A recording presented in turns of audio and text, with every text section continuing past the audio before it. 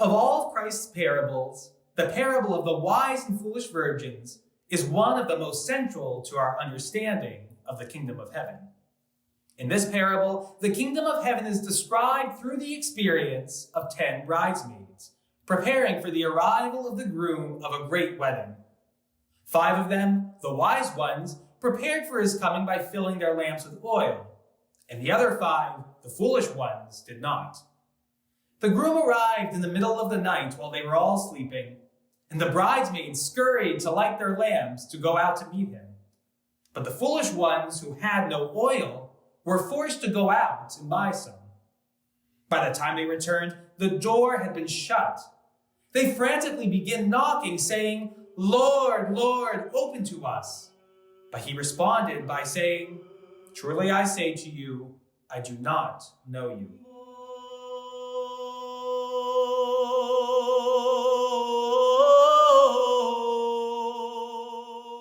This parable at its heart is about preparing ourselves for God's kingdom, about always being awake to our calling to be one of God's children, and to serve him through worship and loving acts of charity to our neighbors. In the Armenian church, the parable of the wise and foolish virgins is spotlighted in a special way on Palm Sunday, during the ceremony of the opening of the doors, or Garken Terimpatseki. During this service, we are given a sort of liturgical portrayal of this parable in which we all play the part of the foolish virgins who find themselves outside the doors of the church, or sometimes we do this in the church outside of the altar curtain. The centerpiece of this service is a hymn called Pat Mezder, and the clergyman who sings this hymn knocks on the door just like in the parable, and begs for God's mercy by singing, "Open to us, Lord, open to us, Lord, open to us, Lord, the door of mercy. We call to you, lamenting." By each of us being outside the doors of the church during the service, we are reminded that we, like the foolish virgins, come completely unprepared with acts of Christian love to earn our way into God's kingdom.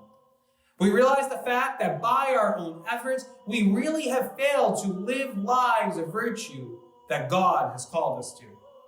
And yet, in this service, after singing Pat Mezder and knocking for the 3rd time, the doors to the church, or the altar curtain, which symbolize the gates of heaven, do indeed open, not because of our righteousness, but because of the incomprehensible mercy of our loving God. And so, as we usher in Holy Week with the ceremony of the opening of the doors, remember that the rest of the Holy Week story that will unfold of Christ's suffering, his crucifixion, his burial, and ultimately his resurrection is the very door to God's kingdom, a door which us foolish virgins have been found hopelessly unworthy to enter by our own efforts. But glory to God for giving us this door of righteousness and for making us worthy to enter it by his grace.